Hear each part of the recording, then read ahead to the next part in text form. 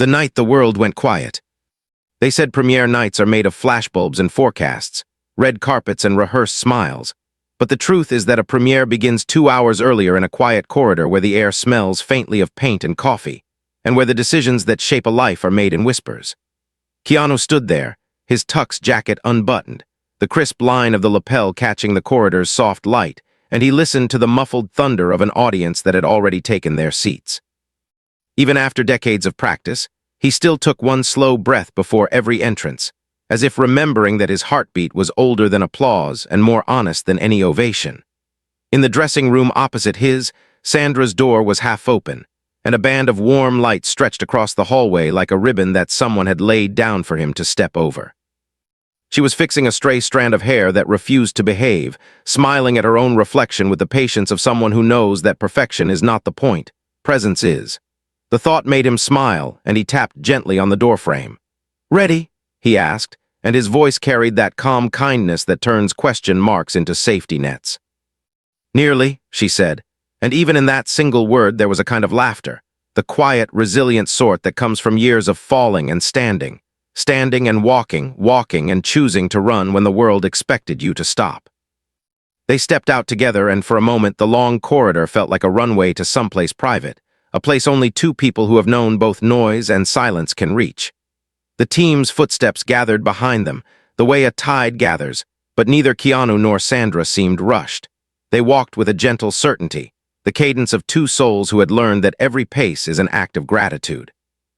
By the time they reached the curtain, the noise swelled, the hushed wave of anticipation, the orchestral tuning of cameras and whispers that every premiere summons like a spell. And yet, even there, even with the world waiting on the other side, they didn't put on their masks. They stood close enough to share breath and spoke softly about things that matter when lights are blinding. "Did you eat?" he asked. "Half a granola bar," she said, scrunching her face because they both knew half a granola bar is either a heroic act of discipline or a hilarious failure of planning. "5 minutes after we greet everyone, we sneak backstage and split the other half," he said. "Deal," she replied. It was a small promise, but they both understood. The courage to honor small promises is the same courage that keeps big vows alive. When the curtain drew back and the applause rose like sunrise, they walked forward together, and something unspoken but solid seemed to precede them. The sort of unspoken that doesn't hide, the sort that dwells openly in kindness, in the way they listened, in the way their eyes softened around each other's words. There had been years behind them, years of separate paths that crisscrossed like comets and shared sets where talent is a climate, not a competition. There had been losses too, the unglamorous kind that doesn't make headlines. Days that felt heavy for no reason, nights punctured by the ache of what-ifs, and mornings when the mirror is a map you're learning to read again. They had learned to honor those days instead of fighting them, to narrate them gently, to treat the bruised places with humor and tea. Sandra had a habit of writing 3 lines before sleep, one thing that was hard, one thing she managed, one thing she was grateful for, and she shared that ritual with Keanu sometime after their 3rd collaboration, not as a prescription, but like you share a soft sweater with a friend who looked cold. He tried it, then he kept it. They discovered that gratitude, in the quiet math of healing, multiplies whatever hope you give it. And it showed, oh, it showed, in the way Keanu would remember the first names of crew members before anyone else did, or the way Sandra would kneel beside a nervous extra and say, "You're not here by accident, breathe, we'll make this moment together." It was in that spirit that the rumor mill had long tried to script a scandal, like a clumsy magician guessing a card and hoping to be right by accident. But kindness is notoriously uninteresting to gossip because it refuses to perform for it. And so whatever they did, be it a charity event quietly attended, a hospital wing visited without press, a friend helped in the dark, or a promise kept without fanfare, flowed beneath headlines like an underground river nourishing everything green and tender that fame forgets. There had been a conversation between them once in a parked car after a late shoot, a conversation about how the world confuses secrecy with sacredness.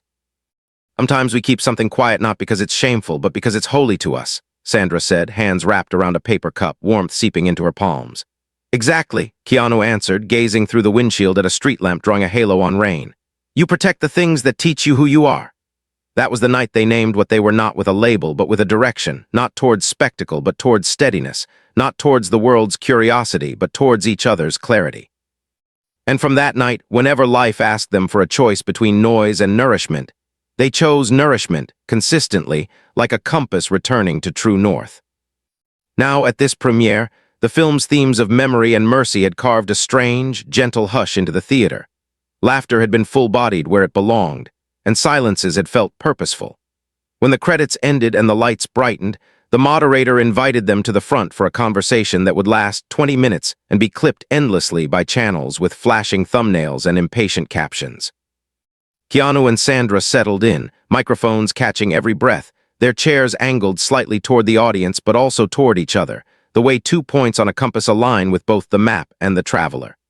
The first questions were familiar: craft, process, chemistry, the myth of overnight anything. They answered with the steady generosity they're known for, that unteachable blend of humility and mastery. Then a young audience member, voice trembling with sincerity rather than spectacle, asked a question that seemed to gather all the oxygen in the room. How do you protect love in a world that tries to own it? For a heartbeat, the hall forgot to breathe. Keanu looked at Sandra, and the look wasn't scripted. It was an exile of fear returning home. He leaned in, elbows on knees, the microphone near but not controlling his voice. By letting love stay what it is, he said, a verb you practice, not a headline you chase. There was an honesty in his words that had nothing to do with confession and everything to do with care. Sandra added, you protect love by telling the truth inside it, kindly, consistently, even when no one is watching. Something changed in that hour, not a grand reveal with brass and banners, but the sort of turn a river makes, subtle and irrevocable. When they stepped off stage, the backstage corridor felt like a sanctuary. A child, someone's niece, dressed in a sparkly sweater, was waiting shyly with a program and a borrowed pen. Keanu knelt so their eyes could share a horizon and asked her name, as if it were the most important line of the night. Sandra complimented the sweater like it was royalty and asked if the girl had a favorite scene. The child said, the part where everyone forgave each other. And in that answer, they heard the secret architecture of all the art they wanted to make. Bridges where the bitter expect walls, grace where the cynical predict spectacle. After photos and grateful goodbyes, the two of them found a smaller room where a table carried simple food that looked like the kind of comfort you can eat without explaining yourself. The granola bar deal, remembered. They split it with the theatrical solemnity of those who know that inside a shared joke lives a shared life. He tore it unevenly and handed her the larger piece. She shook her head and swapped them back, the choreography of 1,000 kindnesses tallying up to something that looked suspiciously like a vow. They talked then not about the premiere, but about the people it would never credit. The assistant who mailed a letter for a grieving fan with no return address. The driver whose playlist introduced them to a song that felt like a promise. The security guard who walked a nervous intern to her car because it was late and cities can be thoughtless. The costume stitcher who stayed until 2 a.m. fixing a hem that no one would notice, but whose neat seam would keep an actor from tripping. Fame focuses on faces, but they wanted to keep their lives focused on hands busy with the work of mending, lifting, making.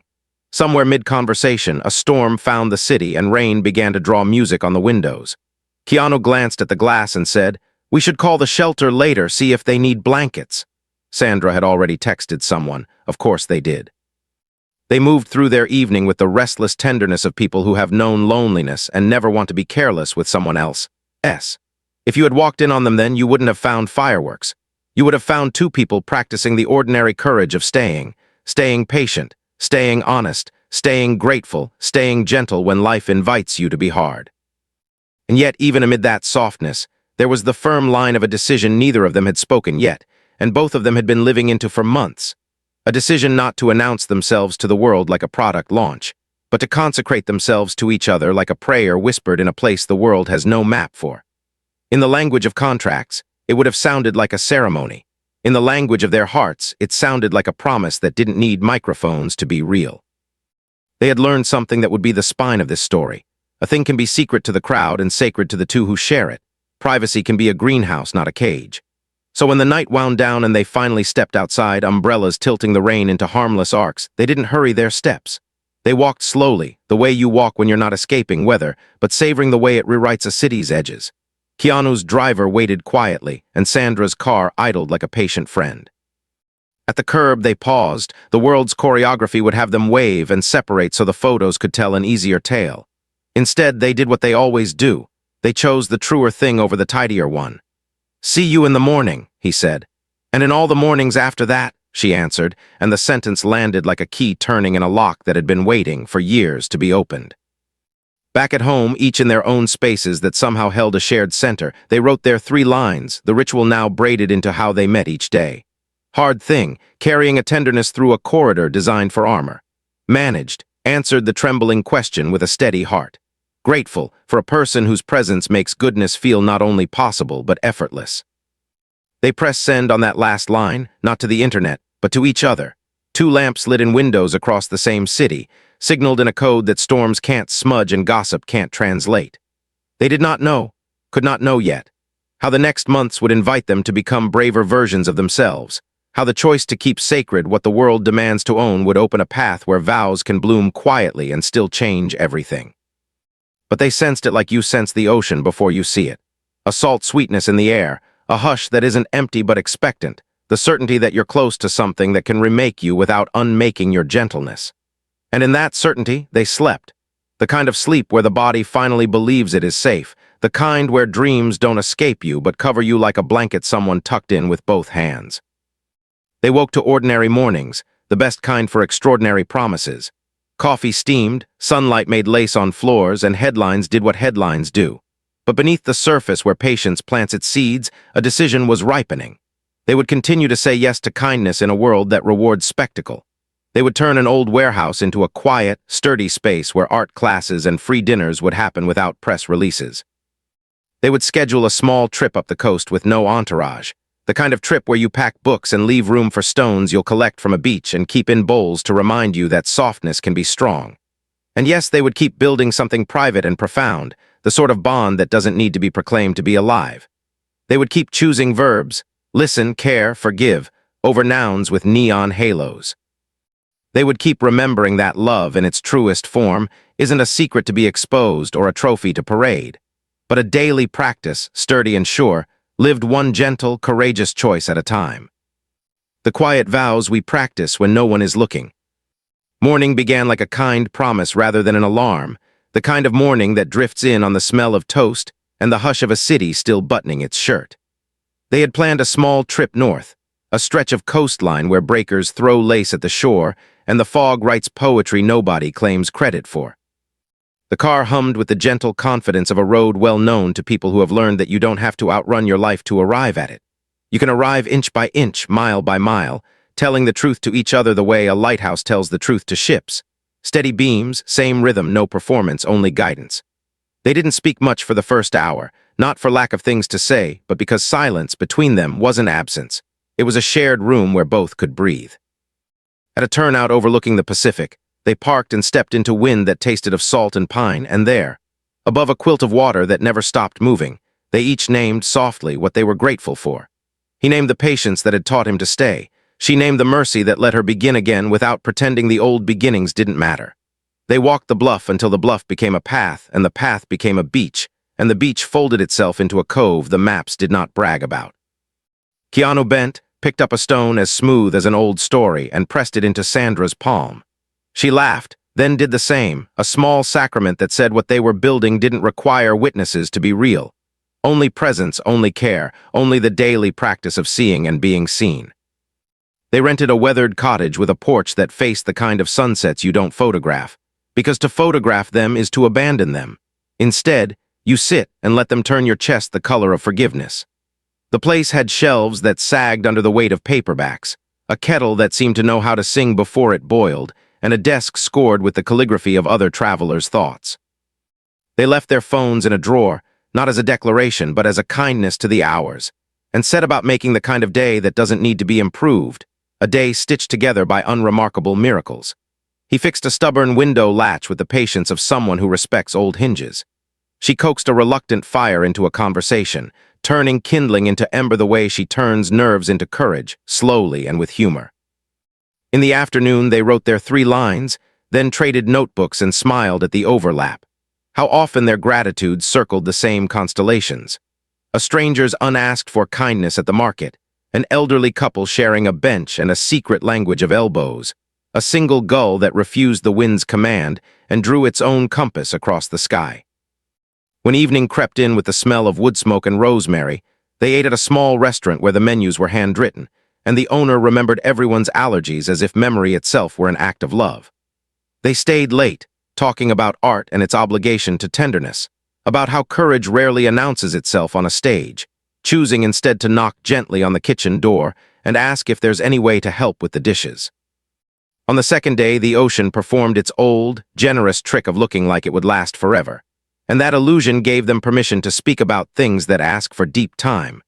Griefs that had learned how to fold themselves small, hopes that had outgrown their childhood sizes, callings that refused to be domesticated into careers. Sandra spoke about the quiet ache of letting go, roles she loved that no longer fit, rooms that had given her shelter and then started to shrink. And Keanu listened with his whole face, the way people listen when they know that understanding is more architecture than applause. He spoke about caretaking and how love is sometimes a verb that carries groceries and sometimes a verb that sits in waiting rooms and always a verb that refuses to weaponize the truth. Neither tried to solve the other. They just kept making room, moving the furniture of their expectations around until, there at last, both could sit comfortably. Later, they walked until their calves negotiated a truce with the sand and climbed back to the bluff, where the wind braided their conversation to the sound of waves. They did not plan a spectacle. They didn't choreograph a reveal. What they planned, instead, was to live in a promise that could breathe, to keep their bond as private as a prayer and as public as kindness, to make the answer to any rumor not a denial or a confirmation, but a life that, when seen closely, speaks for itself. The cottage had a drawer of postcards, and that evening they each chose one, wrote to their future like two old friends who'd already forgiven it for the mistakes it hadn't made yet. "Remember that love is a room with open windows," he wrote, "and that trust is the breeze. Remember that gentleness is not a costume but a practice," she wrote, "and that we have chosen to practice it." They dated the cards and tucked them behind a cracked blue vase on the mantel, a private time capsule whose engine was not secrecy but intention.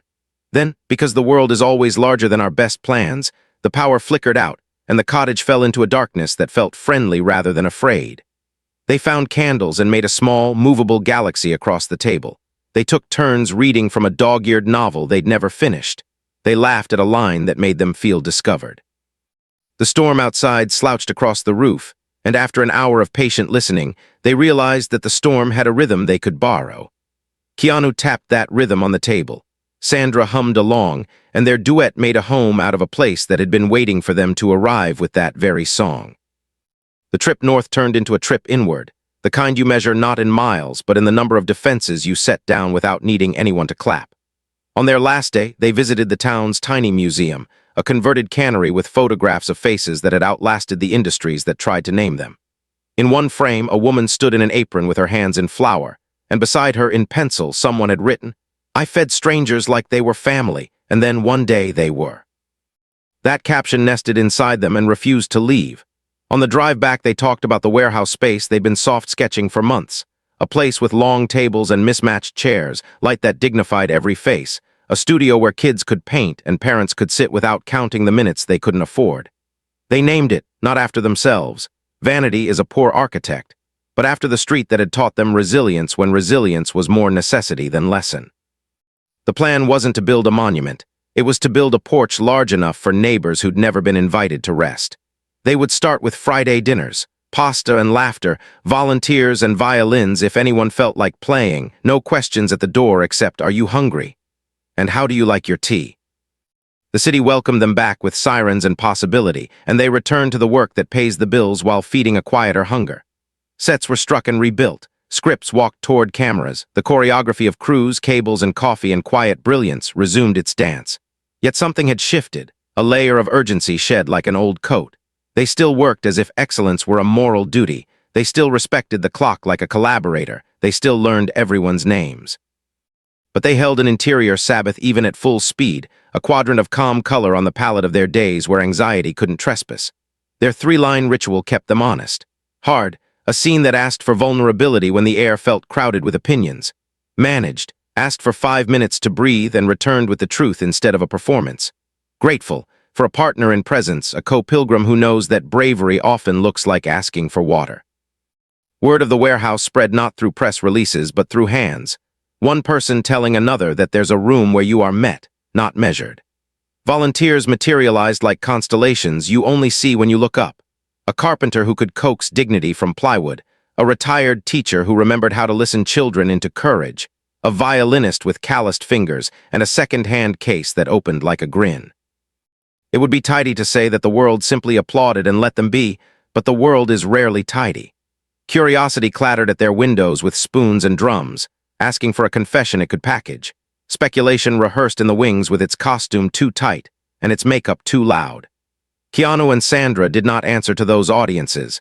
They answered to each other and to the small circle of people who had earned the right to tell them the truth when it was inconvenient.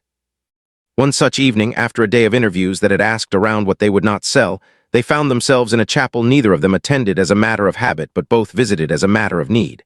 It was open, late, and empty, the kind of room that doesn't mind if you believe in God so long as you practice reverence. They sat in the back pew not to hide but to rest. The stained glass wore the last light like a shawl, and dust motes staged a slow ballet in the aisle. They did not speak at first. When they did, it wasn't about headlines. It was about promises. Not theatrical ones, not sentence-long fireworks, but the kind you thread through a life. I will meet you in patience, even on days when patience feels like a language I forgot. I will guard what we call sacred with both hands, even when guarding looks like saying no to beautiful distractions. I will tell you the truth quickly and kindly, and where I fail, I will repair faster than pride wants to. They did not stand at an altar. They did not summon a choir. They simply agreed, gently and with both eyes open, to keep choosing each other in the small ways that write a forever. They rose not newly minted, but newly settled, like a ship that's found the current it was built for, and stepped back into a night that offered them no headline, only a softness that felt like approval. Days passed. The warehouse took its first breath. Friday dinners became a practice. The long tables caught jokes and sorrows with equal skill. A woman brought her son who had forgotten how to laugh after months of worry. He left with tomato sauce on his shirt and a smile that looked like sunrise. An elderly man told the story of the song he wrote in 1974, and then, because someone offered a guitar and everyone leaned in, sang it into the room's memory. Keanu washed dishes with sleeves rolled and attention unbroken, the sanctity of soap and steam elevating everything he touched. Sandra refilled cups, and when a girl asked if great people ever feel small, knelt so their eyes met and said, "Often. But small isn't the enemy, unkind is." The city tried again to name what they were to each other, to locate the line between colleagues and confidants and lovers and family. The truth was simpler than its adjectives. They were two people practicing a daily vow, and the fruit of that vow was visible not in declarations but in deeds. Then there was the night of the storm, not the gentle sort that writes lullabies, but the muscular sort that knocks on roofs like a debt collector and floods an avenue before the city can say, "Umbrella." Power lines went down. A shelter 3 blocks from the warehouse called for help. The volunteer list clattered with the urgency of people who refuse to let weather decide who gets to be warm. They opened the warehouse and turned it into a commons. Cots in neat rows, pots of soup steaming like winter's answer to despair, a corner where kids could color while their parents remembered how to exhale. Keanu ferried blankets from a van like a man convinced that warmth is a form of truth. Sandra moved from cot to cot, learning names, learning allergies, learning which anxieties quiet under the blanket called listening. When a frightened boy refused sleep because thunder kept rearranging the ceiling, Keanu sat on the floor beside him and told a story about a drummer in the sky testing new rhythms. When a grandmother worried about the medicines left in a flooded apartment, Sandra found a volunteer with a 4-wheel drive Hearth who brought back a dry bag and a relief that loosened the woman's shoulders by inches. By dawn, the storm had emptied its pockets and staggered away. By noon, the warehouse hummed with the kind of fatigue that proves you didn't waste your strength. In the quiet after, they stood at the loading dock behind the building, paper cups warming cold hands, watching sunlight solder the city back together. Tired, yes, but clear in the way you get when your actions have said your values out loud for a whole night. Keanu looked at Sandra with the kind of softness that isn't fragile, it is certain. "We keep choosing this," he said, a statement rather than a plea. "We keep choosing this," she answered, and the echo was not repetition but reinforcement, like 2 beams agreeing to hold the same roof. That evening, as they closed up and left thank you notes nobody would expect but everybody would remember, they returned to the chapel, not for a ceremony the world could stream, but for the practice their lives had already been rehearsing. They sat again in the back pew of the room that doesn't grade belief, and this time they spoke their promises in sentences that could fit on the inside of a ring and the inside of a life. "I'm here to build, not to burn, to mend, not to market, to love you in verbs that lift. They didn't exchange objects. They exchanged responsibility. And in that exchange, something quiet and irreversible took root, not a secret designed to taunt the curious, but a sacredness designed to nourish the faithful. When they stepped back into the evening, the sky had the blue you only see after stormlight has taught it how to glow. They walked side by side, not performing closeness but living it, and the city, imperfect, relentless, beloved, walked with them. News would continue to speculate. Strangers would continue to guess. Even friends, sometimes, would gently ask for labels to make their understanding less wobbly. They would answer with dinners served and hands held and names learned and time given, with a steadiness that made other people steadier. At home, before sleep, they wrote their 3 lines. Hard, holding the line between private and hidden when the world thinks it owns your narrative. Managed, let our actions speak louder than our explanations. Grateful, that love, practiced, becomes a shelter large enough for others to rest in. They turned out the light on an evening that felt like a chapter ending without a book closing, and somewhere in the house, the 2 stones from the cove sat in a bowl like 2 round commas, promising that the sentence of their life together had more to say. The day the city tested their quiet. By the time spring pressed green into the city's edges, the warehouse had learned the names of more people than the building's permits could list, and the long tables had become a geography of second chances, where strangers arrived as weather and left as neighbors.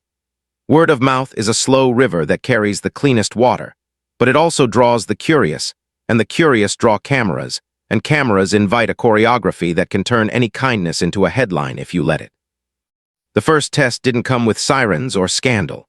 It arrived in the ordinary clothes of a weekday morning when deliveries were late, a volunteer's car wouldn't start, and a journalist with a smile that felt like a net stood at the door asking for quotes that sounded like confessions. The question was sweet on the surface. What makes this place so special? But the microphone tilted toward the hinge everyone else had been pressing on for months. Are you 2 finally ready to declare what you are to each other in a way we can categorize, monetize, and search engine optimize? Keanu thanked them for stopping by, offered a tour without the camera, and rerouted the conversation toward the food pantry, the art corner, the Friday violin hours. Sandra welcomed them to stay for dinner and asked if they'd like to ladle soup. It was not evasive, it was faithful. Faithful to the belief that love is truer as a verb than as a performative noun. Some understood and rolled up sleeves, some didn't and rolled out, cameras hungry for an answer that would glitter more than it would glow. Inside, life did what life does when you refuse to let spectacle be your manager. It kept asking for your hands. Mrs. Alvarez, who had once been a seamstress before chronic pain stitched itself into her days, needed help reading a medical form written in a tongue that assumed her fluency in a system designed to confuse. Keanu sat beside her at the folding table that functioned as both desk and dining room, sounding out the bureaucracy until the shape of the request finally looked like a human puzzle instead of a trap. When her eyes teared with relief, he pretended not to notice, and she pretended not to notice him pretending, which is how dignity often partners with kindness. Across the room, a kid named Noah tried to draw the sound of rain with only pencils and a stubborn grin. Sandra watched, understood the assignment without being told, and brought over a box of charcoal that could smudge a cloud into motion. "Rain is just the sky writing in cursive," she said, and the boy, who didn't laugh often, laughed the laugh of someone who's found their language. If anyone had asked for labels in that hour, the labels would have been practical. Listener, lifter, translator, dishwasher, human. But cities have a way of turning private integrity into public theater, and the next test arrived less gently. A blog that fed itself on speculation posted a collage of photos, a blurry image of 2 hands overlapping on a back pew, the reflection of a pair of silhouettes in the chapel's stained glass, a half-second freeze frame of a ring box on a prop table mistaken for something it was. The headline was a question posed as an accusation, and an accusation dressed as romance. Comments multiplied like shadows at dusk, and soon producers were calling the warehouse's main line as if dinner service could pause for a press cycle. "We can give you a sympathetic edit," one promised. "We can protect your narrative," offered another, as if narratives couldn't protect themselves by the simple act of being true. The team, volunteers who had day jobs and night hearts, looked at Keanu and Sandra with the anxious affection of people who want to build a fence around their friends, but know that love isn't built in fences, it's built in choices. "We'll stay with the work," Sandra said, not as martyrdom but as strategy. "We'll keep our yes where our feet are." Keanu nodded and added what would become their North Star sentence whenever noise tried to purchase their attention. We'll let our lives be the press release. Even North Stars are sometimes obscured by weather, and the week that followed felt like walking uphill in soft sand. The food distributor missed a shipment. A pipe above the industrial sink burst and turned the kitchen into a symphony of urgent mops. A volunteer's father slipped into the hospital, and grief sat heavy on the coffee station like an uninvited guest you don't ask to leave because hospitality means making room even for sorrow. In the middle of that, a donor who had promised tables and chairs in perpetuity quietly asked for a photo op that would make a different promise. One of endorsement more than partnership, leverage more than love. The ask wasn't villainous. It was simply misaligned, and misalignment, if left unaddressed, can turn a porch into a parade float without anyone noticing until it's too late. They listened, thanked, declined, and breathed. When breathing felt like a job, they did what they always do. They returned to their ritual of 3 lines late at night, writing not to signal virtue but to keep their souls honest. Hard, choosing silence where spectacle clapped the loudest. Managed, returned to the floor and washed dishes until the gnawing quieted. Grateful, for the language of water and work and the way suds can preach a sermon about humility without ever using words. One afternoon, needing the kind of refuge that doesn't ask for an RSVP, they walked to the courthouse. Less for legal business than for a reminder that vows are made every day in rooms without chandeliers. A wedding party in second-hand suits and borrowed smiles spilled down the steps, cheering with the generous volume of people who have lived enough lean days to know abundance when it arrives. The bride's bouquet was not professionally arranged. It was rescued from a supermarket bin and given a second life by a pair of hands that understood resurrection as a daily craft. Keanu and Sandra stood at the periphery and clapped with everyone else, feeling in their own chests the steady percussion of a commitment that had nothing to prove and everything to practice. They wandered through the records hall lined with ledgers that held the mathematics of other lives, births and adoptions and name changes, the quiet paperwork that makes the intimate visible to the civic. They didn't add an entry to those ledgers that day. They added one to their own, written not in ink but in the inkless language of choice. We will keep our promises the way the ocean keeps its tides, not with announcements but with rhythm, not with flashes but with fidelity. Back at the warehouse, fidelity took shape in plywood and paint. The carpentry crew, 2 teenagers from the neighborhood who learned to measure twice and cut once because a retired carpenter named Ray refused to let them aim for almost, built a bookshelf taller than any argument. Sandra taped up a poster near the door that read in large, friendly letters, "Come as you are, leave as you're loved." And the first person to read it out loud was a man who hadn't said much in months. He taught everyone how to pronounce his name correctly that evening, and the room practiced until they got it right, because names are small vows too. Keanu spent an hour with a kid who insisted the violin hated him. Together they tuned the stubborn E string until it became a truce, and when the first clean note finally slipped into the room, the entire table lifted their heads like birds turning toward a remembered season. The violin didn't fix anyone's life. It did something gentler. It reminded everyone that beauty still accepts applications. Of course, not all beauty is quiet. A mural project had been sketched for the alley wall, a ribbon of color to turn the loading dock into a welcome instead of a warning. The day the paint arrived, so did a cluster of onlookers drawn by curiosity, color, and the chance, always the chance, that this would be the afternoon when the 2 people at the heart of the rumor would give the world its longed-for line. Reporters leaned where the shade pooled. A drone rose like a mechanical gull.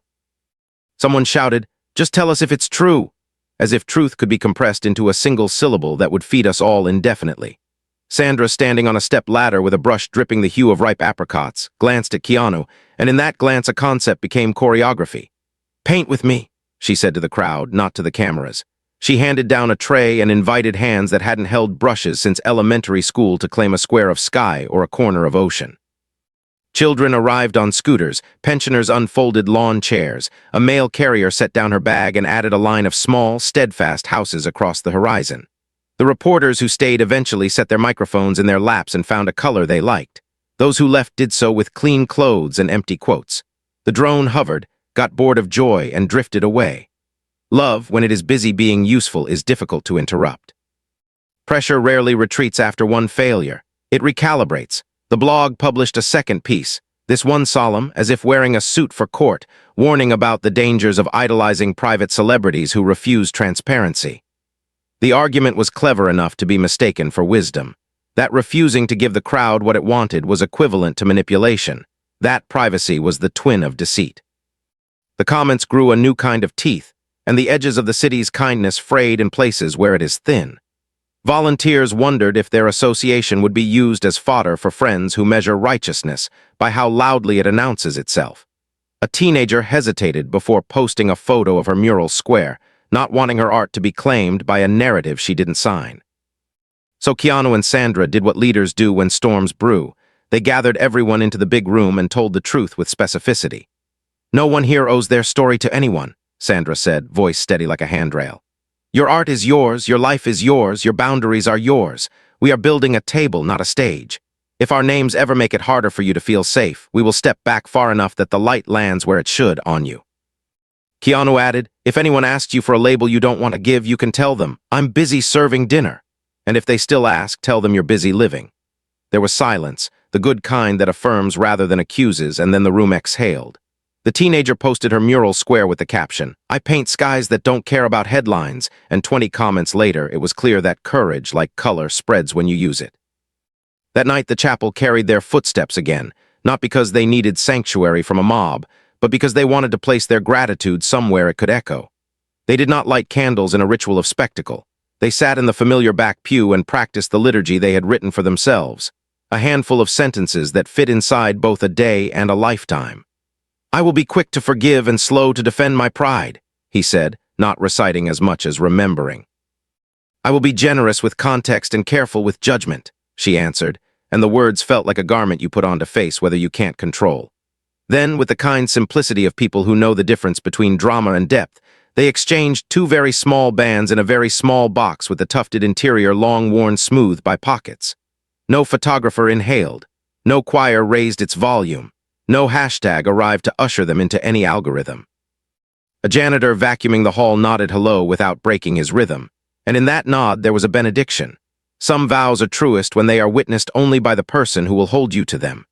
They slipped the bands on as a private grammar for a sentence they were already speaking fluently, and agreed that the rings would be less a secret than a sacrament, quiet, steady, worn into the shape of the life they were making. The days that followed did not become easier, they became clearer.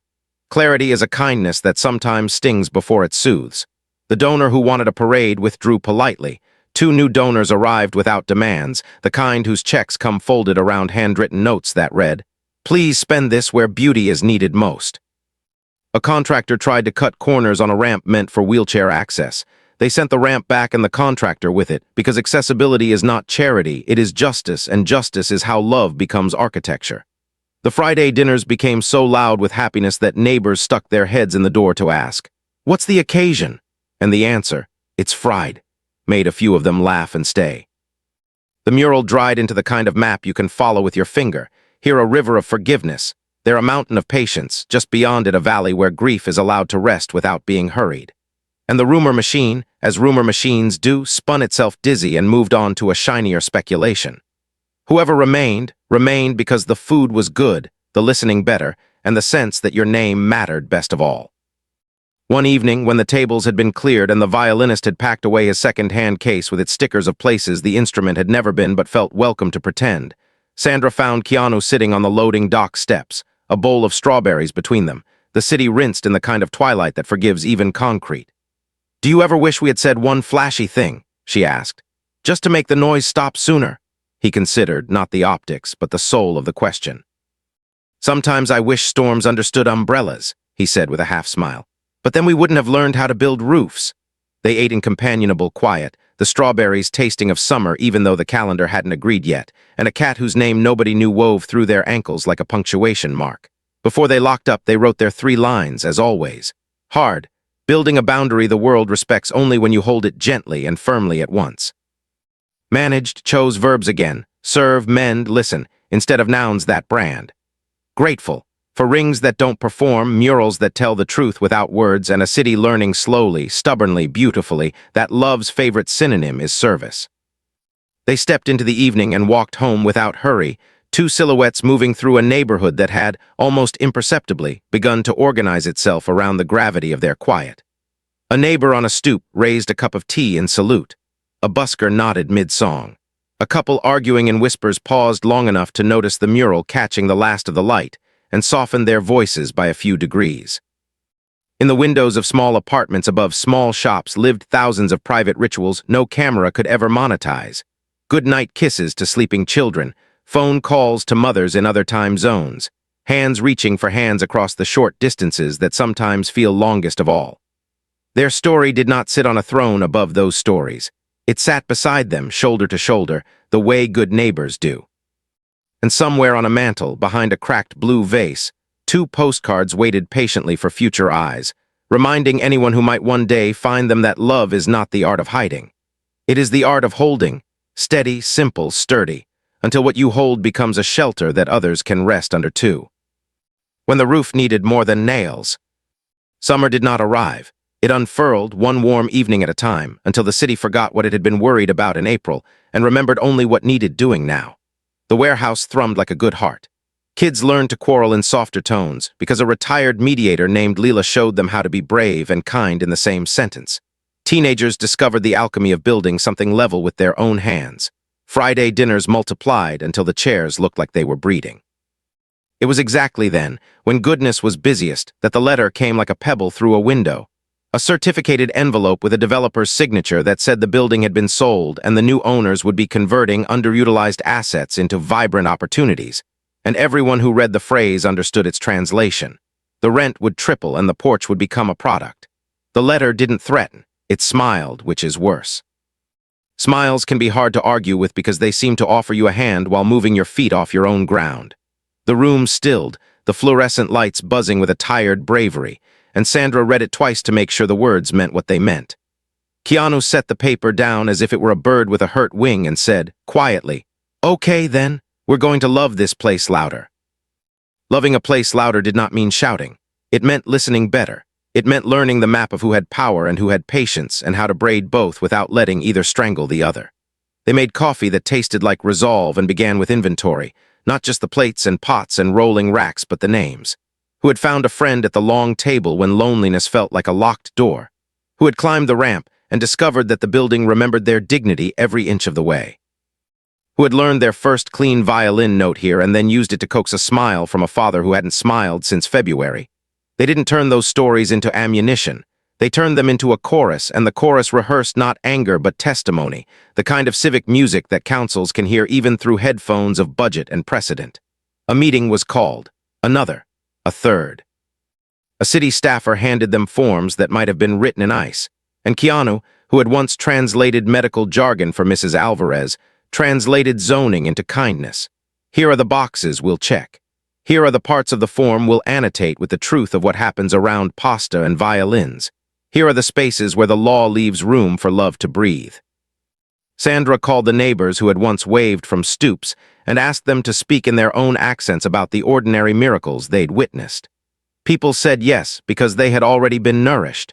Reciprocity is a meal most of us are hungry to serve. And then life added its usual complication to the exam. A pipe above the back hallway did not burst this time.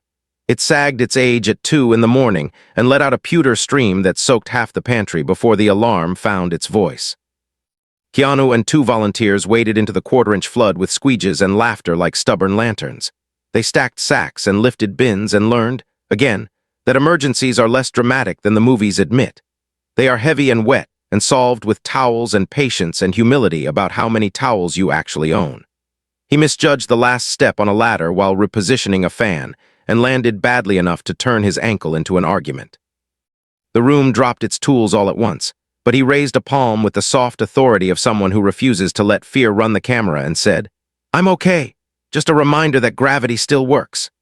Sandra bundled ice into a dish towel and wrapped it with a care that looked suspiciously like prayer. She refused jokes for 10 minutes because love, properly practiced, distinguishes between useful levity and the levity that tries to jump the line ahead of care. He sat, elevated, and supervised like a general in socks, and the whole room obeyed his one standing order: keep feeding people. The council hearing arrived on a Tuesday that wore a heat advisory. The chamber smelled faintly of varnish and hope. Rows filled with neighbors, volunteers, teachers, the violinist in a collared shirt that made his second-hand case look dignified enough to testify. The developer's team came in crisp suits with easels and renderings of a future that looked very clean and somewhat lonely. When it was their turn, Sandra didn't bring a slideshow. She brought names and verbs. She spoke about a woman who found the courage to pronounce her own name correctly, not because someone corrected her, but because a room waited for her to say it twice. About the ramp that had been rebuilt and rebuilt until every wheel and every foot found it honest. About how dinner had turned strangers into a choir of small favors that never make news but keep cities from breaking. Keanu followed without rhetoric, reading precisely the parts of the code that allowed for community land trusts and pausing to let the words breathe, as if the letters themselves needed oxygen to do their work. He did not posture, he pointed. The ordinance imagines spaces like this, he said, and his finger along the page steadied an entire row behind him. They weren't asking for a favor. They were answering a brief written by better angels who had put ink to paper years ago and hoped someone would read it aloud when it mattered. A boy named Noah, his rain drawings now framed on the pantry wall, stepped up to the podium on sneakers still dusted with alley chalk. He had practiced exactly once and nearly lost his nerve in the hallway where the water fountain gurgled judgment. "Hi," he said, and the microphone made his hi sound larger than his ribs. "I used to think rain meant I couldn't go outside. At the warehouse they taught me I can draw it and still be in it." The chamber's formality sighed a little. The council members leaned, pens lowered. A janitor in the back paused mid-sweep, and for a moment everything wearing a title remembered what it had been named for.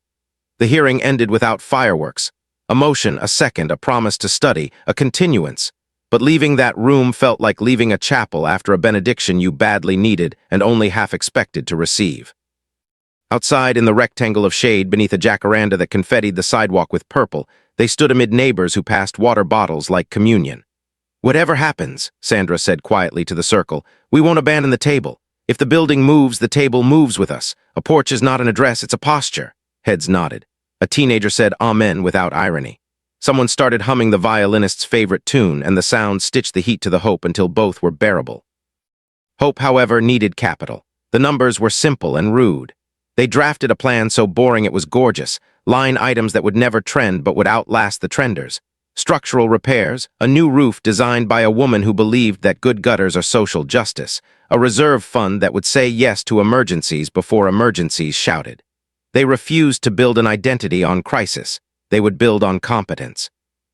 Offers to go viral by telling the story with breathless violins arrived and were declined.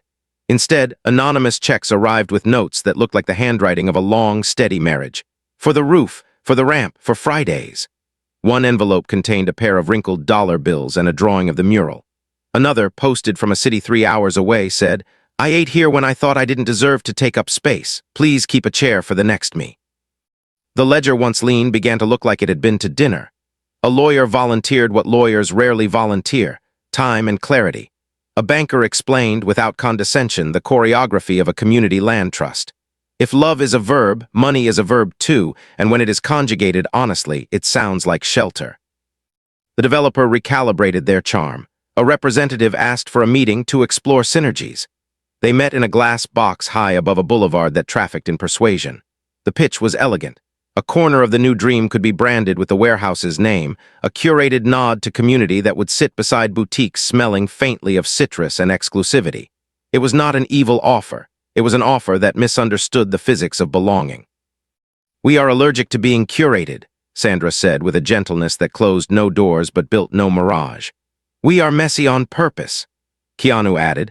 "Our best moment every Friday is when we run out of salad bowls and the pastas get mixed with something that wasn't supposed to go together but somehow tastes better. We can't do that behind velvet ropes." They left with smiles intact and spines unbent, and on the sidewalk, a woman selling mango slices dusted with chili looked up at them like she just watched a magic trick that returned everything to its rightful owner. "For courage," she said, handing them a cup on the house. The mango tasted like clarity. Courage does not vaccinate you against fatigue. The next weeks were all verbs with aching backs. Meet, phone, draft, revise, mop, teach, fix, drive, listen, translate, carry, lift, thank, rest, pray, repeat. Through it all, they kept their private grammar alive. The rings on their hands took on the quiet scratches of real work. The chapel pew remembered their weight now by muscle memory. The three-line ritual hardened into the spine of each day. Hard, keeping tenderness from turning brittle when paperwork tries to turn people into digits. Managed, told the truth kindly even when fast talking would have been easier. Grateful, for jacaranda shade and mango with chili and a boy who taught a room that rain is a language. Nights ended with feet in tubs and tea that tasted like decency. Mornings began with stretches that turned their bodies back into instruments instead of storage closets for stress. The continuance became a vote, and the vote became a decision that did not fit neatly into anyone's headline template. The city offered a path. If the warehouse could assemble its financing within 90 days and prove that its governance would keep the porch a porch rather than a brand, the land trust would be granted first right of refusal on the sale. There were frowns around the dais, people who wanted a cleaner victory on one side or a cleaner victory on the other, but clean victories are for sports, not for cities.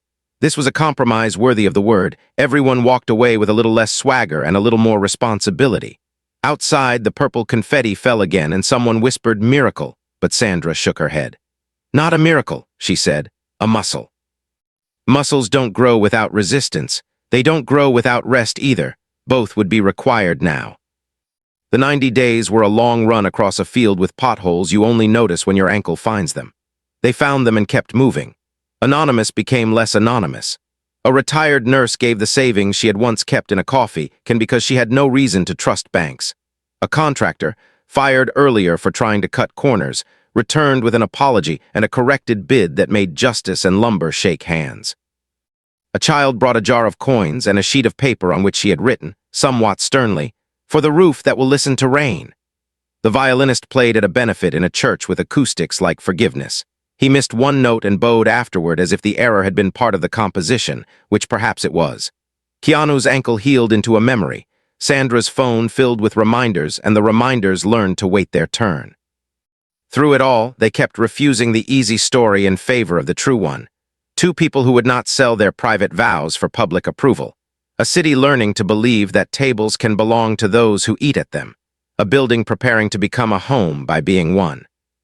On the 87th day, with cashiers, checks sleeping quietly in an envelope and signatures warming in pens borrowed from a bank that finally trusted what it could not type, they walked the warehouse at dusk. The mural held the last light, as if heaven had learned the wall's palette and wanted to match it. The ramp looked like a sentence finished correctly. The long tables stood empty and expectant, and in the echo of that room without its people, they heard every Friday at once. "Whatever happens tomorrow," Keanu said, "this is already true." "Already," Sandra echoed, and the word sounded like a rung on a ladder sturdy enough to climb when you're carrying something valuable. They stepped outside, where the alley cat had the decency to pretend she didn't care if they succeeded, and walked toward the little chapel, not to beg, but to bless the work that had blessed them back 100 quiet times when they thought they were the ones doing the blessing. They sat in their pew, the one that had learned the shape of their gratitude, and offered the short liturgy they had written out of long days. We will not measure success by headlines or setbacks by shame. We will accept help without hoarding thanks. We will hold the porch open even when wind makes it difficult to hear each other. We will fail kindly and repair quickly. We will remember that perfect is the enemy of dinner. We will love this place louder. Morning delivered what night had prepared them to receive. Signatures that moved land into a trust with a name not their own. Keys that remained in hands that understood doors as invitations. A roof that would soon listen to rain without leaking secrecy or dignity. A vote tallied, a check cashed, a porch protected, not forever because nothing honest lives in the adverb forever, but long enough to build another generation of Fridays. There were hugs in City Hall hallways and donuts eaten over legalese and a quiet, almost embarrassed joy in the developers' eyes when they admitted that this, too, was a victory. Their blueprints would move to a different block.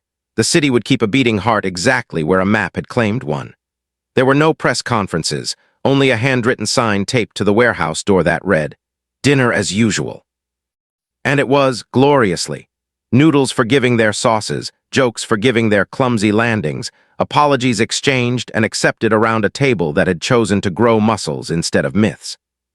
When the last chair was stacked and the last pot soaked, and the alley cat finally admitted she loved them after all by refusing to leave, they sat on the loading dock as they often did. Strawberry season passed into peaches without asking permission. Keanu pulled the 2 stones from the cove out of his pocket as if he'd been carrying them for a night like this. They had been living in a dish on the mantel, but sometimes symbols need field trips to remember who they are. He set them on the step between them like 2 oaths catching their breath and said, We kept our small promises until the big promise could carry its own weight. Sandra touched the stones, then his hand, then the step, and replied, "We'll keep them again tomorrow." Their rings caught no special light. They simply shone the way well-used things do, and the city around them, still imperfect, still relentless, still beloved, settled into a calmer rhythm, as if the roof of the sky itself had been repaired and now held the weather more kindly. Before sleep they wrote their lines, as always, longhand so the pen could remind their hands they belonged to a body, and the body to a life they were choosing. Hard, learning that love must sometimes argue its case in rooms where love is not a recognized credential. Managed, turned testimony into policy without turning people into props. Grateful for roofs, for ramps, for mango with chili, for jacaranda confetti, for teenagers who measure twice, for donors who fold checks around mercy, for a council that remembered its mandate at least for a day, for rings that do not brag, for vows that do not crack, for a city that tested them and then somehow helped them pass. They slept the sleep of porch builders, the kind of sleep that doesn't pretend you've finished anything, only that you have begun again well. And somewhere above them, clouds rehearsed the next rain, confident that when it came, a certain roof would listen without leaking, and a certain table would be set, and a certain pair of hands would be ready, steady together, to serve whoever arrived at the door and said the bravest sentence in any language: "I'm here." The kind of fire that warms, not burns. Autumn didn't knock. It leaned its shoulder against the door and came in carrying the smell of rain-wet asphalt and bakeries that understood mornings. The new deed rested in a folder no one displayed and everyone protected, and the roof, freshly shingled, listened to weather like a good friend finally back from a long trip. Stability brought its own exam, the one that never makes news because it looks like paperwork and patience. How do you sustain a miracle without turning it into a machine? Warehouse learned a new rhythm. Grant cycles with their careful calendars, volunteer schedules that had to treat human beings like human beings rather than cogs made of goodwill, and Friday dinners that now included a little printed card at each table, not with rules but with reminders. You belong here. Ask for seconds, offer thirds, speak kindly, rest often. Keanu and Sandra had to learn a discipline harder than sprinting, pacing. The city didn't need them heroic, it needed them healthy. So they started to insist on margins around their days. 15 minutes between meetings not for email, but for breath. Walks without phones where the neighborhood cats conducted silent interviews. A rule that any decision made while either was hungry would be revisited after soup. People teased them kindly for the soup clause until they realized how many arguments the clause saved. With stability came the temptation to polish the porch, to sand down the edges where real life caught and snagged. They resisted by designing rituals that honored the mess as part of the story rather than a flaw to be hidden. On the first rainy Friday under the new roof, they held a quiet thunder night, dimming the overheads and letting candles do the work, teaching the room that softness could be a party. A longtime guest named Henry, who had once trained watchmakers and then trained loneliness instead when the factory closed, set up a microscope at the end of a table and with a small audience of wide eyes showed how gears teach patience. "Balance springs," he said, voice like sanded oak, "are tiny hearts that make everything else honest." Beside him, a teenager named Sadaf ran a phone clinic, reassuring elders that they weren't behind. The future had simply arrived without knocking and needed a polite introduction. In the kitchen, a volunteer spilled a whole tray of peaches and the room cheered as if someone had scored. They called it a harvest, cleaned in a choreography of towels and laughter, and served a dessert no recipe could have predicted but everyone demanded again. Perfection remained forbidden, presence remained mandatory. Their rings flashed and disappeared in the steam, not jewelry but punctuation. Full stops where anxiety might have tried to run on, commas where kindness wanted to breathe. Sustaining kindness meant widening its circle of ownership without diluting its center. They began a mentorship lattice. No hierarchy, just trellises for growth. Every new volunteer shadowed a pair who had learned how to hear a story without turning it into a project. Every young leader was paired with an elder who had mastered the art of "let me think overnight," which is how wisdom keeps passion from scalding. Keanu took the Thursday dish team not because cameras might appear, they didn't, but because dishwater in the right light looks like stars. He taught the crew his trick for staying present. Choose one sound and follow it all the way through a task. The hum of the fridge, the cadence of a story at table 6, the staccato of rain on the loading dock roof. Sandra anchored the welcome table with a new practice she borrowed from theater: final lines. As guests left, she'd ask, "What line do you want to carry into tomorrow?" Responses became mini benedictions. I belong to the future I feed. I will not negotiate my dignity. I'm allowed to arrive slowly. Rice and forgiveness are better the second time. They wrote the best ones on the chalkboard wall, and the wall began to sound like a city finding its shared vocabulary. Then came a quieter, trickier fire, the one that doesn't roar but smolders, burnout. It announced itself not with absence but with a brittle brightness in people who usually glowed. A volunteer snapped at a child for dropping a fork. A regular disappeared for 2 Fridays in a row and returned with a smile that didn't reach his eyes. Even the violin sounded tired, as if its strings needed a nap more than a tune. They responded not with pep talks but with Sabbath, building rest straight into the bones of the place. They closed the warehouse one Sunday a month and transformed it into a repair day, not for pipes, for people. Massage chairs borrowed from a physical therapy clinic sat coyly in the corner. A nurse taught stretches that returned shoulders to their rightful owners. The art teacher hosted a painted-out hour where anger was given its own canvas and told it could be as big as it needed without landing on a person. They made naps a policy and laughter a prescription. On one repair day, Keanu ended up asleep on the stage with a book tented on his chest, and instead of waking him for a logistics question, Sandra wrote the answer on a sticky note and left it on the book's spine like a small yellow flag of mercy. "We are not the fire," she told the team later. "We are the hearth. Hearths need wood and air and time between logs." The world continued to tug, as it always does. An awards body called with a nomination for civic impact through art, a kindness meant to elevate the work and the workers. The team debated in whispers and whiteboards. Accepting would bring money and attention. Declining would honor the privacy that had become their guardrail. They chose a third path. They'd attend if the award could be accepted by the room rather than a person. On the night the two of them stood at the back while Leela, the mediator with a voice like careful rain, walked to the microphone with 4 kids and 2 elders, each carrying something from the warehouse: an apron, a violin case, a ladle, a chalkboard eraser, a repaired toy truck, a set of keys on a lanyard labeled fridge. The room expected a speech. It received a still life. Leela said one sentence: "This is how we talk where we're from." Applause rose like a good boil. After, a journalist asked for a quote about what it's like to lead these people, and Leela smiled in a way that gently returned the world to its correct shape. "You mean what it's like to be led by them?" The story that ran the next day was smaller than the publicist hoped and truer than anyone expected. Back at the warehouse, dinner tasted the same, which is how you know the right thing happened. Real life, impatient with ceremonies, insisted on its unglamorous errands. A guest collapsed at table 3 mid-laugh, the kind of sudden fall that folds a room in half. Training kicked in. Chairs cleared, paramedics called, an oxygen tank appeared like a miracle with wheels. The man, a bus driver named Tarek who sang under his breath while eating soup, gripped Keanu's forearm as if it were a rope and whispered, "Don't let them take my singing." "We won't," he promised. And then, because promises need verbs, he recorded Tarek humming 4 bars into a phone so that even the ambulance's siren could not erase the melody. At the hospital later, wisdom gathered in fluorescent light. A diagnosis that changed nothing about Tarek's worth and everything about his schedule. Medications that made the room tilt at noon. A stubbornness to return to Friday dinners even if only for tea. They made a chair by the door his porch within the porch, a spot with a view of arrivals so he could bless each person simply by nodding. When he returned the next week, the violinist misplayed on purpose so Tarek could correct him with a laugh. This, too, was medicine. Not all hurts came with stretchers. A friend close to the circle, a cinematographer whose hands had taught cameras to see better, spiraled quietly, the way strong ones sometimes do when strength gets tired of pretending it doesn't have limits. He drank his way past appointments and inside jokes until one morning he arrived gray around the edges, eyes shouting behind politeness. Intervention is a form of love that can feel like betrayal. They did it anyway. They called it a stubborn friendship. Sat on both sides of him like parentheses around a sentence they refused to let end in a period named silence.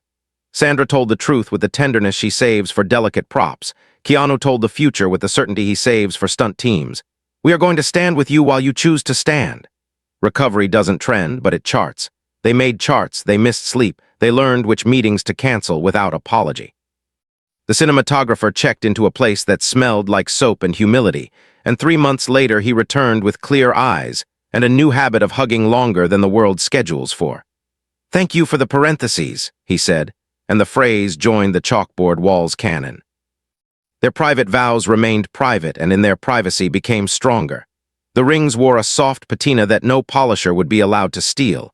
They didn't hide, not from friends, not from the room that had learned the shape of their listening, but they didn't perform either, which is a rarer skill. On their one day off each week, they did not leave the city. They toured gratitude. They visited the jacaranda that had shaded their first council victory and swept its purple floor. They returned the microscope to Henry with a note about balance springs. They found the mango vendor to say, "Your courage tasted like chili. Here is ours in envelopes for your niece's school." They stopped by the chapel with a bag of tea and a new bulb for the back pew's reading light, and the custodian shook his head at the logic of this sacred economy. "You too," he said, tithing in wattage. They laughed, left the bulb, and sat for a while with the quiet that had become their friend rather than their fear. Their liturgy grew by one sentence that day, added without fuss. "We will not hoard wonder. We will spend it quickly and trust it to return." And then, as if the city wanted to crown the season with a lesson wrapped in joy, an idea arrived that would have scared them 6 months earlier and now felt precisely right. A neighborhood show and tell they called Carry In, Carry Out. Not a fundraiser, not a gala, not a spectacle.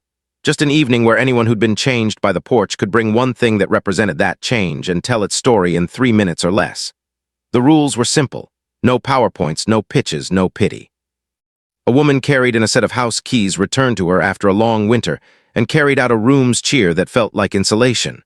A boy rolled in a bicycle he could now ride and rolled out a promise to teach 3 others how to find balance by falling. Tarek carried in his paramedic bracelet, clipped in half, and carried out a duet with the violinist that made even the alley cat pause mid-prowl. The cinematographer brought a stack of blank storyboards and left them behind for kids to draw futures that took the bus because the planet asked nicely. Keanu carried in a pan of lasagna that refused to end and carried out a stack of empty plates that proved hunger. Not only in the stomach. Sandra carried in a single, smooth stone from a certain cove and carried out a bowl full of other people's stones. Each found, each offered back, each a sentence fragment of gratitude. The evening ended exactly on time because Leela's hand found the clock's pulse and the clock found the room, and everyone left lighter without quite knowing which weight had been lifted. As they stacked chairs, a neighbor whispered the compliment that tells you're on course. Tonight felt like the truth. Back home, windows open to a night that smelled like first rain and second chances. They wrote their 3 lines with hands that had measured and mended and served and held and were finally ready to rest. Hard, choosing to be a hearth and not a fire when urgency begs for flames. Managed, built Sabbath into the structure so the structure would last. Told love to sit down and drink water before it tried to do any more miracles. Grateful for balanced springs and mango with chili, for soup clauses and sticky notes, for paramedics who sing along, for parentheses that hold a life while it learns a gentler grammar, for a porch that keeps widening without losing its front step, for a city that, slowly, stubbornly, lets service be its headline. They slept with the folder on the dresser and the rings on the nightstand and the stone bowl on the mantel and the city breathing beyond the window like a companion animal finally at ease. Tomorrow would bring its list. They were ready not to conquer it, but to greet it the way they greeted each other, with verbs that lift and a patience that can carry weight without dropping kindness. And somewhere in a drawer behind a cracked blue vase, 2 postcards waited for the day they'd be found by someone who needed proof that quiet vows can move buildings and build people, and that love, practiced on purpose, becomes the kind of fire that warms, not burns. What we keep, what we give, what we become. Winter returned like a friend who had learned better manners. Cooler, yes, but not cruel, bringing a clarity that made edges honest without making hearts hard. The warehouse roof listened to rain the way an elder listens to a story told by a younger voice. The new gutters performing their quiet heroism with the kind of reliability that never gets invited to a podium. Fridays kept arriving precisely on time, and the long tables, scarred now with the history of hot pans and elbows and laughter, looked less like furniture and more like memory made into wood. The city had not become perfect. Perfection isn't the point. But it had learned new reflexes, to pass a ladle before passing a judgment, to ask, "How can I help?" before asking for a headline. Keanu and Sandra moved through this season with the unhurried competence of people who had stopped auditioning for their own lives. They woke to the same ritual, tea and stretches, 3 lines written in longhand to keep honesty in their wrists, and they walked the same neighborhood, coins of light scattered across sidewalks, cats administering their usual dignified indifference. They did not explain themselves to those who demanded explanation as tribute. They were busy irretrievably with verbs. The postcards behind the cracked blue vase were found on an evening that had not set out to be holy. A volunteer named Ava, all elbows and poetry, had been dusting the mantel because she claimed dust is an archive that deserves respect. Her sleeve brushed the vase, not enough to tip it, just enough to wake what slept behind it. The cards slid forward like shy confessions and landed on the rug that had lived 100 dinners. She picked them up, registered dates that belonged to a coastline and a power outage and a promise that had not asked for witnesses. And because her instinct was reverence rather than curiosity, she placed them on the table as one places bread. When the evening quieted and the last pan exhaled its soap, she showed them to Keanu and Sandra with the careful hands of someone presenting a newly hatched thing to its sky. They read the old lines and felt the odd, exquisite sensation of being past selves, answered prayers. He smiled at his own handwriting's old humility and its familiar audacity. She laughed at how her sentence about gentleness had been both a wish and a map. They looked at Ava and without ceremony gave her the cards. "These belong to the Porch now," Sandra said, and the donation was not a loss but a multiplication, as donations are when they're properly chosen. Ava tucked them into the chalkboard's wooden frame where the room's best phrases lived, and the future had something new to lean against when its legs got tired. Legacy is a dangerous word when left alone. It can put on cologne and forget to serve the soup. They protected it by keeping it busy. The mentorship lattice matured into a canopy. Teenagers who had measured twice were now teaching children who had never held a ruler without fear. Leela's conflict circles became family circles where apologies were rehearsed before being performed in living rooms. Henry's balance springs moved from a microscope to a short film that showed how patience keeps time in wrists and in rooms. The cinematographer, clear-eyed, slow-smiling, his gratitude practiced rather than performed, shot the project with a crew of apprentices who learned the rare skill of lighting a face without stealing its truth. Tarek returned to his bus route with schedules written in a kinder ink. He drove past the warehouse every Friday at 6 and tooted a quick hello that made the alley cat's ears flick and the violinist raise his bow in salute. A woman who had once stood at the door as if the threshold were a cliff now taught newcomers how to step over it as if it were a line on a map you are allowed to cross. The mural faded a little at the bottom where bicycle tires loved it too hard. They left the scuffs as a kind of annotation that said, "Beauty was useful here." With the roof safe and the ramp righteous and the ledger boring in the best possible ways, a question arrived that no council chamber could answer. What do you do when a private vow asks to become a public inheritance? Not an announcement, not a press blast, not a performative ring flash, but something structurally true, something that ensures the porch will outlast the hands that built it, and that the grammar of their lives will still be legible when they stop writing it. They spent a week pretending the question would answer itself. Questions rarely do. They took long walks without podcasts, long silences without guilt, long looks at the lives sitting across from them. They visited the chapel as they do not to outsource decision-making to stained glass, but to give their thoughts a place where echoes knew how to be kind. In the back pew they drafted the outline of a trust whose preamble didn't brag and whose bylaws were built from verbs. Feed, listen, protect, repair, rest, teach, forgive, celebrate, repeat. If their bond had begun as a private grammar, a pair of rings and a liturgy spoken in a place the world had no map for, then this would be how the language gets taught to others. Not by proclamation, by curriculum.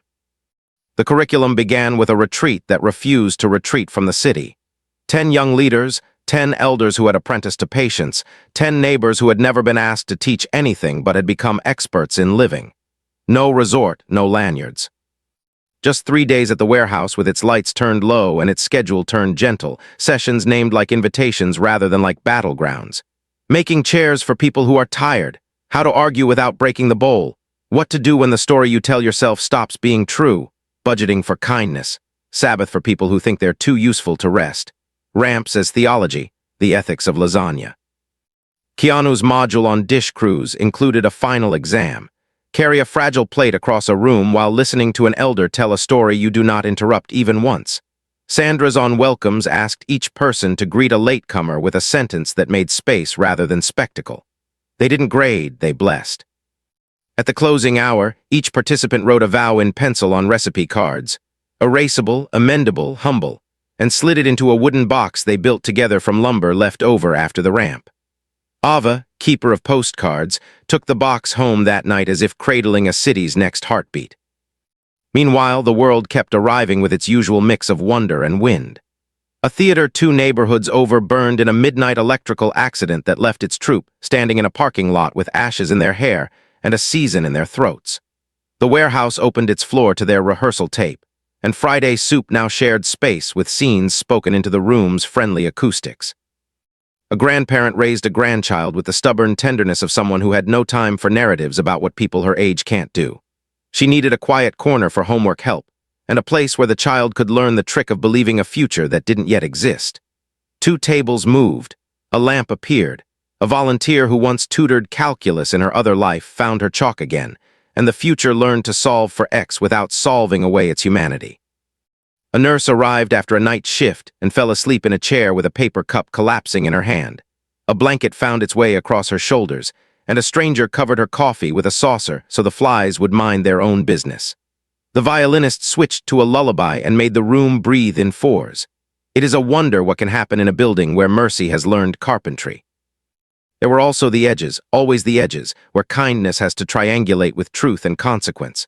A young man arrived loud with anger, volume disguising the fear that his life would always be measured by other people's mistrust. He pushed a chair hard enough that it scraped the floor's patience raw. Keanu walked toward him slowly, hands visible, voice lower than the room's adrenaline, and offered a choice. Do you want to break something that matters, or do you want to tell me what's heavier than you can carry? The boy, who had hoped to be expelled so he wouldn't have to admit he wanted to stay, didn't answer for a long minute. Then he answered properly, with tears he didn't apologize for. They stood apart and then close, and then the warehouse performed its old sacrament again. It turned strangers into neighbors by feeding them while their defenses sat politely on hooks by the door. Later, when the floor was mopped and the chair legs checked for splinters, the boy rolled paint over the scuff he had made and wrote, small, along the baseboard, "I'm learning." No one painted over the words. The baseboard wanted to keep them. There was an evening in early spring when every good thread of the story braided itself into something strong enough to pull a weight the size of a city block. The carry-in, carry-out night returned, not as an event staged because last year's had gone well, but because stories asked to be told again. Tarek brought a conductor's baton carved by the bus mechanic who had taught him that engines and orchestras are cousins. The cinematographer arrived with a roll of film exposed, but undeveloped, a promise to keep seeing. Henry set a single gear on the table and said nothing, trusting that the apprenticeship to patience had become self-directed. The mango vendor carried a new sign painted by a child from the warehouse that read, "Courage with chili." Keanu set a tiny, battered screwdriver in the center, a tool that had fixed a window latch and a stubborn toy, and the kind of door that closes from the inside when shame thinks it lives here, and said, "This is what I reach for when I forget that strength is often small." Sandra placed a key on the table, not symbolic but real, cut that afternoon for a person who had earned the trust to lock up, and she said nothing at first because sometimes silence is the only way to let a moment understand itself before it is asked to perform. When she did speak, she said, "We keep what we give away," and the sentence hung in the air like a lantern that understood its job. A child, hearing it, wrote it on the chalkboard in letters too big for the space and absolutely perfect for the occasion. The chapel remained their North Star without ever asking to be thanked. They went after a long day that looked like 10 meetings wearing each other's name tags, sat in the back pew, and performed the liturgy that had grown with them. It had acquired a few new lines by now, added as a mason adds bricks, each chosen for what it will hold. We will be faithful to the ordinary because the ordinary is where love keeps its promises. We will forgive quickly and repair thoroughly. We will rest before we are exhausted and ask for help before we are ashamed. We will tell the truth without dramatizing, and we will celebrate without curating. We will prefer Mendy to new and soup to spectacle. We will love each other by loving this place, and we will love this place by loving each other. The rings on their hands glowed with the specific luster of objects that have washed 1,000 dishes and tightened 100 bolts. They left without fanfare because holiness rarely asks for one, and because the alley cat still needed feeding, and the porch light still needed turning off with the gentleness owed to switches that have done more than their share. It would be neat to end here, but neat is for spreadsheets, and life deserves better. So the story did what kind stories do when invited to keep going. It widened the circle and asked for more chairs. The trust launched a second porch across town, not a franchise but a cousin, led by people who spoke verbs with accents their neighborhood understood. The curriculum became a slim handbook, No glossy photos, just recipes and rituals and sentences that had kept rooms from breaking. The dish crews standardized nothing except kindness. The welcome tables exported patience like an endangered spice. The violinist trained a small orchestra of beginners who learned the spiritual discipline of tuning together in a world that rewards loudness over harmony. Ava, keeper of postcards and vows, began running an archive that refused to catalog pain without also cataloging repair. And scholars who usually argued about whether love belongs in the footnotes came to read and left changed enough to stop arguing about the question. A city council member who had once frowned at the compromise that saved the warehouse now brought colleagues to dinner to study compromise as a craft. Headlines came and went the way weather does, and the porch survived them the way porches do. By being there when rain requires a dry place for a conversation to become a solution. What of the rumor that curiosity never fully surrendered, the one with teeth dulled over time but still willing to bite if fed? It grew older and, like some older creatures, tired easier. People who had once demanded an answer began to see the answer in front of them in the shape of a life. Not a reveal, not a speech, not a ring flash, but a litany of verbs performed in a room with a roof that listened, and a ramp that respected, and a table that expanded. Those who still wanted spectacle were not scolded. They were invited to ladle soup. The invitation converted some and lost others. That's fine. Love is not a brand strategy. It is a practice that keeps setting the table even for those who decline to sit. Keanu and Sandra were asked, occasionally, to bless a wedding. And they did, quietly, from the back row, not with rings raised, but with hands busy, holding a bouquet while someone tied their shoes, refilling water during vows because the groom's voice had learned the habit of breaking at the word always, wiping a small mess off a flower girl's chin so her dress wouldn't tell the story of dessert before the toasts had their turn. They became, without naming it, a kind of liturgy others borrowed. Say less, serve more, and when tempted to perform, go find a dish. On the night the first porch turned 5, the celebration looked exactly like dinner. No speeches, no stage, no countdown. Just a slow accumulation of arrivals, a room that knew how to stretch space without tearing, music that remembered to leave space for conversation, and a quiet blessing written in chalk at the exit. Take what you need, leave what you can, return when you're ready.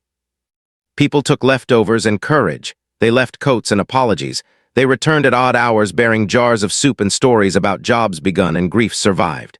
Keanu and Sandra sat for a moment on the loading dock steps because tradition is one way we teach ourselves to recognize joy.